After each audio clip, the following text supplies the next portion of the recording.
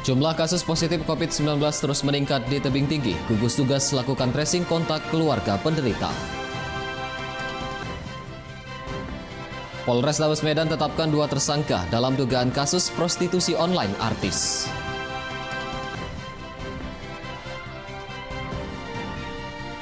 Penyidik KPK geledah 2 lokasi di Sumatera Utara terkait dugaan kasus korupsi Bupati Labuhan Batu Utara. Halo pemirsa, senang sekali kami dapat kembali hadir di hadapan Anda dalam program Wajah Sumut edisi Rabu 15 Juli 2020. Selain 3 berita utama tadi, kami juga telah menyiapkan informasi menarik lainnya selama 30 menit ke depan. Bersama saya, Dana Pangaribuan, inilah Wajah Sumut selengkapnya.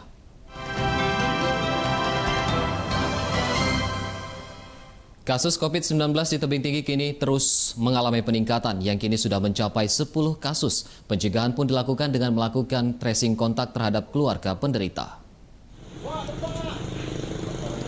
Data tersebut dikonfirmasi gugus tugas COVID-19 tebing tinggi. Saat ini kasus COVID-19 di tebing tinggi sudah mencapai 10 kasus positif.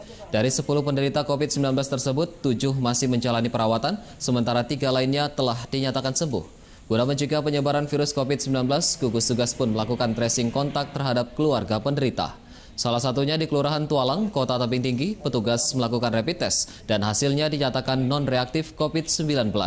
Tidak hanya rapid, petugas juga melakukan penyemprotan disinfektan di sekitar lingkungan penderita. Sementara untuk wilayah Sumatera Utara, jumlah kasus positif COVID-19 kini sudah mencapai 2.497 kasus, 293 kasus suspek, dan 2.262 kontak erat. Warga dihimbau untuk tetap menjalankan protokol kesehatan untuk memutus mata rantai penyebaran COVID-19.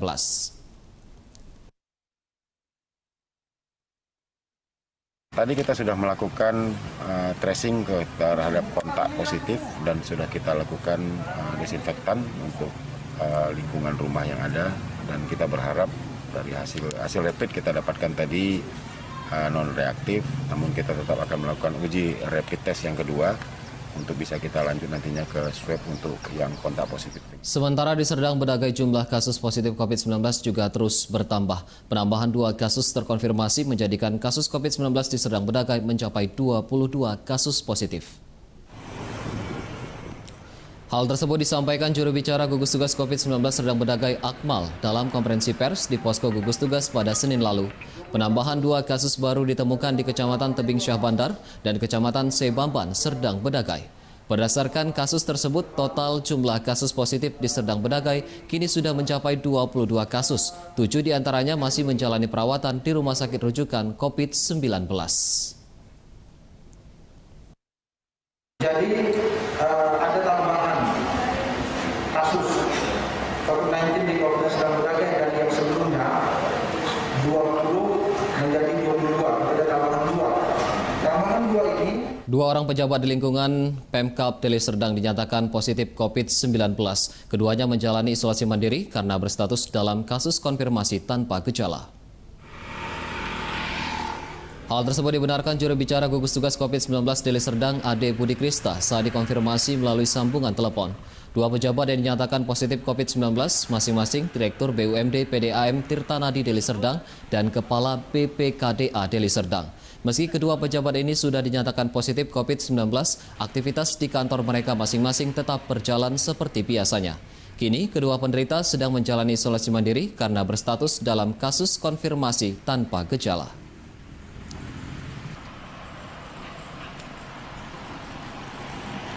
Pemirsa, guna mengantisipasi merebaknya virus COVID-19 di pelabuhan, petugas gabungan mengawasi kedatangan ratusan penumpang kapal motor kelut yang sandar di terminal penumpang Bandar Deli, Belawan.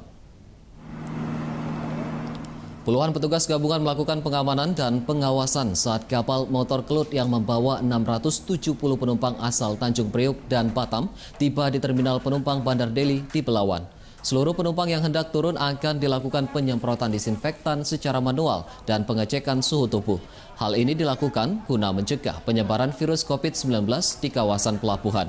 Menurut Vice Presiden Humas Pelindo I, di tengah pandemi COVID-19 diharapkan penumpang angkutan kapal laut dapat mematuhi protokol kesehatan seperti menggunakan masker dan selalu menjaga jarak.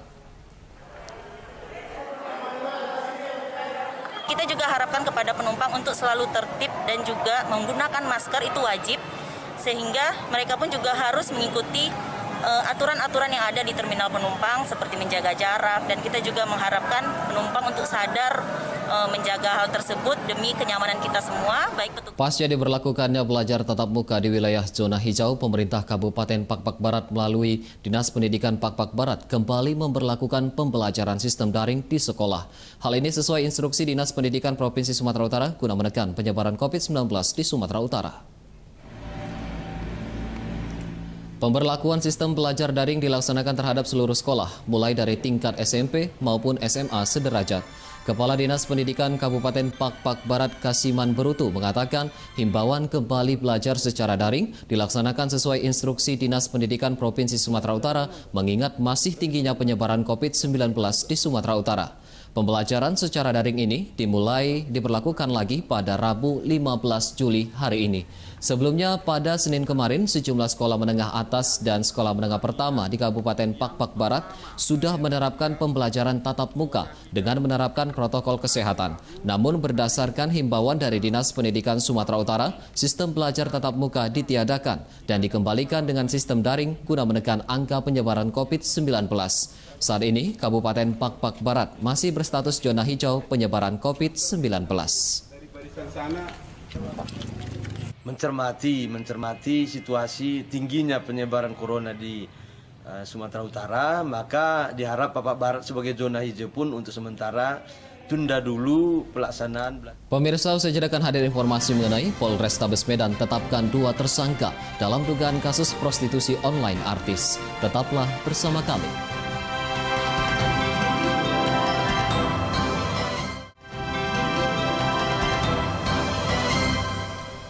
Anda masih bersama kami di Wajah Sumut. Polrestabes Medan menetapkan 2 orang tersangka dalam dugaan kasus prostitusi online yang melibatkan artis FTP berinisial HH. 1 dari 2 tersangka yang berperan sebagai muncikari masih dalam pengejaran kepolisian.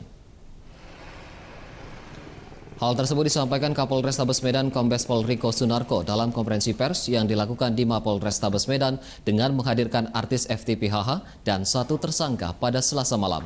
Dari penyelidikan yang dilakukan, polisi telah menetapkan 2 orang tersangka, yakni R yang berperan sebagai rekan muncikari dan J yang diduga berperan sebagai muncikari yang berada di Jakarta, namun masih dalam pengejaran pihak kepolisian.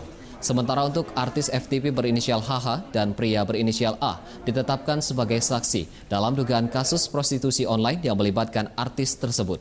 Dalam kasus ini, saksi HH menerima uang transferan senilai 20 juta rupiah dari saksi A, sedangkan tersangka R dijanjikan uang senilai 4 juta rupiah oleh tersangka J yang diketahui berprofesi sebagai fotografer. Kini, polisi masih melakukan pendalaman dengan melacak kontak saksi HH dengan temuan fakta baru berupa penggunaan surat palsu dan komunikasi dengan sejumlah pihak di beberapa daerah. Tersangka R ditahan di Mapolrestabes Medan dan dijerat pasal 2 Undang-Undang Nomor 21 Tahun 2007 tentang tindak pidana perdagangan orang dengan ancaman hukuman maksimal 15 tahun penjara. 1 milik tersangka dan 1 milik saksi saudara A.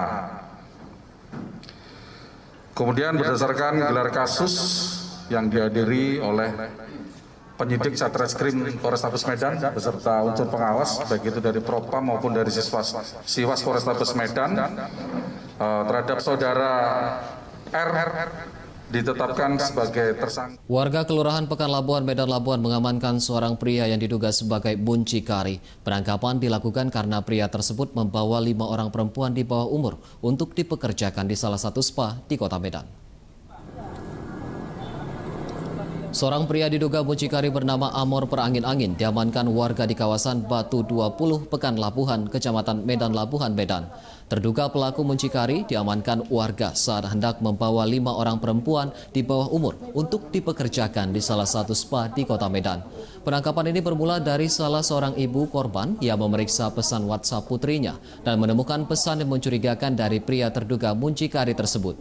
Kini, terduga dan kelima remaja putri tersebut telah dibawa ke Mapolres Pelabuhan Pelawan untuk dilakukan pemeriksaan lebih lanjut.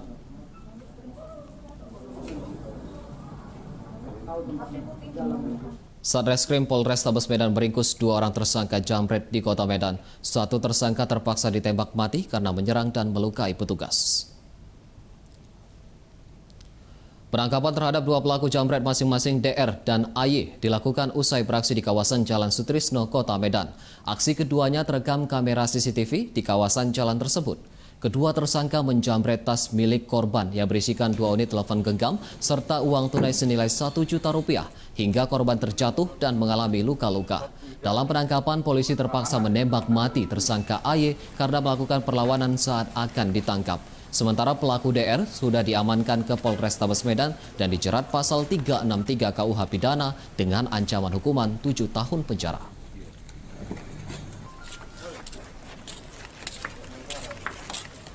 Personil Polsek Medan Belawan menangkap pelaku perampokan terhadap Komisioner Panitia Pengawas Pemilihan Kecamatan Medan Belawan pada Selasa kemarin. Saat penangkapan, polisi terpaksa menembak kaki pelaku karena mencoba melarikan diri.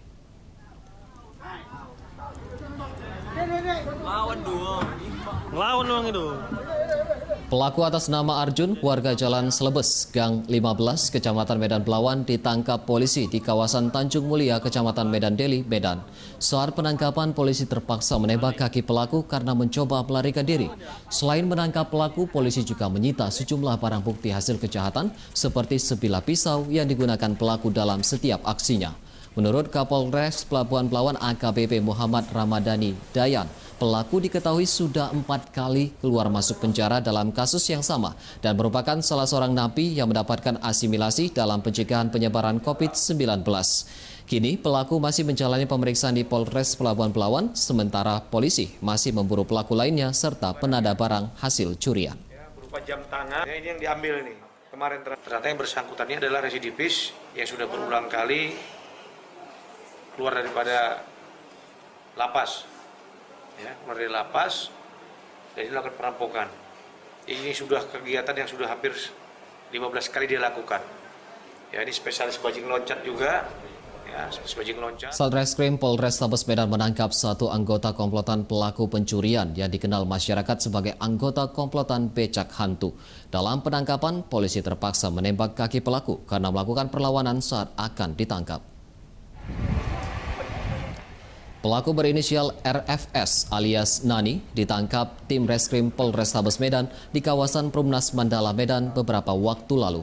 Dalam catatan polisi, tersangka yang merupakan anggota komplotan pelaku pencurian ini sudah 2 kali melakukan pencurian sepeda motor.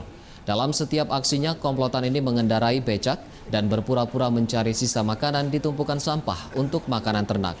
Selain melakukan pencurian sepeda motor, komplotan ini juga kerap membobol rumah warga yang ditinggal pemiliknya. Dari penangkapan, polisi menyita barang bukti uang puluhan ribu rupiah serta becak bermotor yang digunakan pelaku dalam menjalankan aksinya.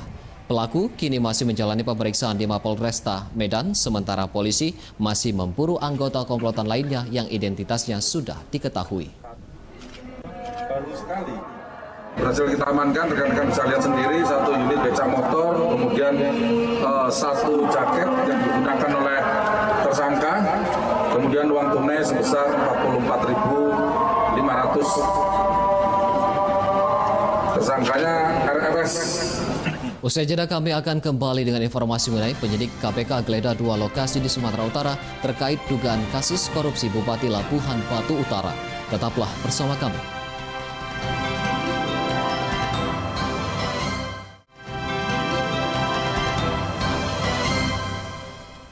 Kembali lagi di Wajah Sumut, tim penyidik Komisi Pemberantasan Korupsi atau KPK menggeledah kantor Bupati Labuhan Batu Utara. Dari penggeledahan, tim KPK membawa beberapa dokumen diduga terkait kasus korupsi. Tim penyidik Komisi Pemberantasan Korupsi atau KPK didampingi pihak kepolisian pada Rabu sore menggeledah kantor Bupati Labuhan Batu Utara Hairudin Syah Sitorus. Penggeledahan dilakukan secara tertutup dan tidak satupun awak media diperbolehkan masuk mengambil gambar. Setelah hampir 5 jam, tim KPK keluar dari kantor Bupati membawa sejumlah kardus diduga berisikan dokumen penting. Ketika dikonfirmasi wartawan, tidak satupun petugas KPK yang bersedia memberikan keterangan. Diduga penggeledahan dilakukan terkait pengembangan kasus korupsi dana perimbangan keuangan daerah RAPBN tahun 2018 yang menjerat pejabat Menteri Keuangan Yaya Purnomo. Ini ada kegiatan apa, Pak? Ya, Pak. Silakan ditanya ke jubir KPK saja ya. Ini memang tim dari KPK, Bang? Sementara di Kabupaten Asahan, KPK juga melakukan penggeledahan di satu ruko milik seorang pengusaha di Jalan Sisingamangaraja, Kota Kisaran pada Selasa siang kemarin. Penggeledahan yang dilakukan diduga terkait kasus korupsi yang melibatkan Bupati Labuhan Batu Utara. Petugas KPK menggeledah satu ruko dan membawa sejumlah dokumen diduga terkait kasus korupsi. Turut serta dalam penggeledahan pemilik ruko berinisial M alias A yang merupakan seorang pengusaha. Penggeledahan dikawal personil kepolisian dari Polres Labuhan Batu berlangsung selama 5 jam sejak pukul 11 waktu Indonesia Barat. Dari penggeledahan satu koper berisi dokumen dibawa petugas KPK. Menurut informasi, penggeledahan dilakukan terkait kasus korupsi usulan dana perimbangan keuangan daerah pada RAPBN tahun 2018. Sementara Lurah Kota Kisaran Juanda yang turut serta menyaksikan penggeledahan tersebut membenarkan adanya penggeledahan namun tidak mengetahui terkait kasus apa.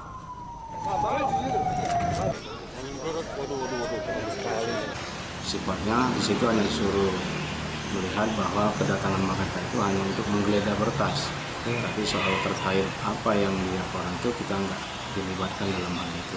Oke, dalam penggeledahan itu ada diamankan beberapa berkas itu Pak ya? Iya, ada beberapa berkas yang diamankan, saya melihat. Kita beralih ke berita lain. Jelang pemilihan wali kota dan wakil wali kota Medan pada Pilkada serentak 2020 mendatang, PLT Wali Kota Medan Ahyar Nasution mendatangi kantor DPW PKS Sumatera Utara. Kedatangan Ahyar ini sendiri dalam rangka meminta dukungan untuk maju sebagai bakal calon wali kota Medan. Ahyar Nasution yang merupakan kader PDIP mendatangi kantor DPW PKS Sumatera Utara di kawasan Jalan Kenangaraya, Kecamatan Medan, Selayang. Kedatangan Ahyar ini untuk bertemu dengan Ketua DPW PKS Sumut Haryanto dan kader partai lainnya. Dalam pertemuan selama 2 jam yang dilakukan tertutup tersebut, Ahyar meminta dukungan kepada PKS agar dapat mengusung dirinya menjadi bakal calon wali kota Medan mendatang. Ketua DPW PKS Sumatera Utara Haryanto mengatakan pihaknya akan melakukan musyawarah terlebih dahulu dengan kader lainnya. Apakah Ahyar layak diusung menjadi bakal calon wali kota Medan?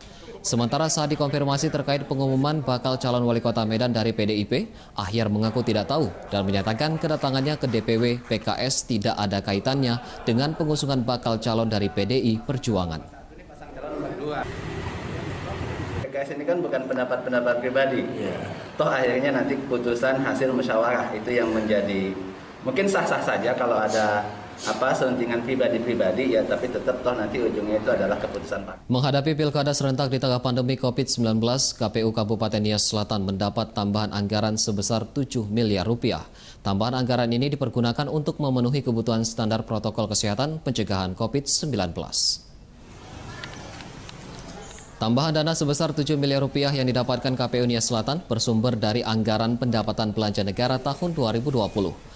Tambahan anggaran ini dipergunakan untuk memenuhi kebutuhan standar protokol kesehatan pencegahan COVID-19 bagi penyelenggara dari tingkat komisioner hingga tingkat panitia pemungutan suara di TPS. Sesuai jadwal tahapan, KPU Nias Selatan akan melakukan coklit, yakni pendataan pemilih dengan berkunjung dari rumah ke rumah oleh petugas. Sebelumnya KPU Nias Selatan telah menganggarkan dana sebesar 53 miliar rupiah melalui naskah perjanjian hibah daerah atau NPHD yang telah cair 100% pada 10 Juli lalu melalui Pemkab Nias Selatan. Kebutuhan protokol COVID kita di setiap tahapan itu yang diturunkan dari APBN kita itu 7 miliar 90 juta yang telah masuk ke KPU Selatan. Pemirsa, memperingati hari ulang tahun Garda Pemuda Nasdem ke-9 tahun, warga Kelurahan Aur, Kecamatan Medan Maimun memberikan kejutan kepada seluruh kader Garda Nasdem Sumut di tengah kegiatan bakti sosial bagi-bagi sembako dalam ketahanan pangan saat pandemi COVID-19.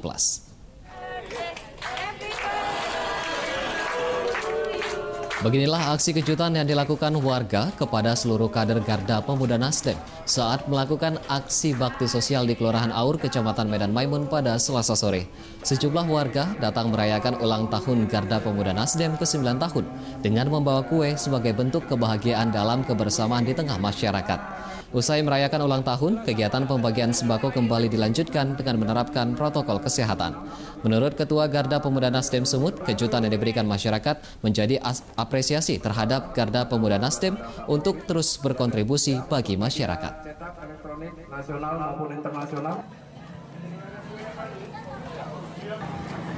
Kita atas kejutan yang diberikan oleh warga Kelurahan Aur ini, apresiasi yang tinggi kami sampaikan kepada warga Kelurahan Aur, Kecamatan Medan Maimun yang memberikan atensinya berupa hadiah kue ulang tahun Garda Pemuda Nasdem yang ke-9.